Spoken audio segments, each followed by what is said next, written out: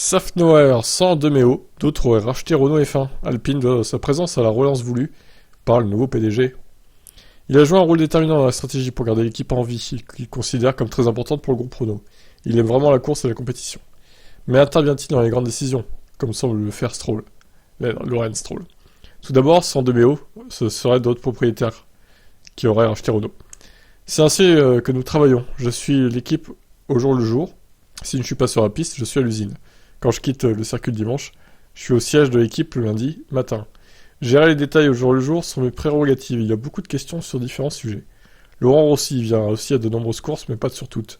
Il vient à l'usine 3 ou 4 fois par an. De Meo donne la direction globale, ce qui signifie, si vous avez besoin de ressources pour gagner dans 100 courses, faisons un plan pour que dans ces 100 courses, nous ayons les personnes, les ressources et les outils pour être à nouveau des gagnants. Pour le reste, il nous laisse tranquille.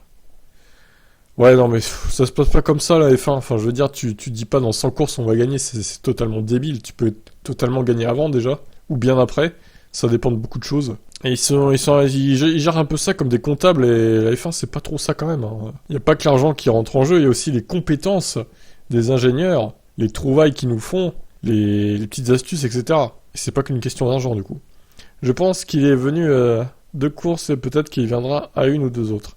Donc au maximum, vous le verrez 4 fois. Donc j'ai d'équipe. Lucas donne la direction générale, je m'occupe de tous les détails. Entre les deux, nous avons Laurent aussi.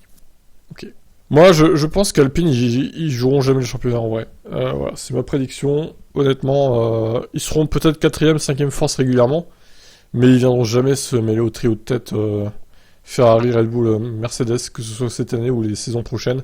Je pense qu'ils vont atteindre un pic de performance cette saison. Et ils n'arriveront pas à faire mieux en fait. C'est ma prédiction. Je pense que McLaren a plus de potentiel pour le coup. C'est peut-être d'ailleurs pour ça que Piastri veut aller chez McLaren.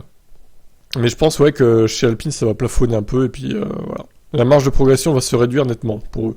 Après peut-être que je me trompe, hein, j'en sais rien, mais c'est un ressenti en tout cas. Allez, ciao.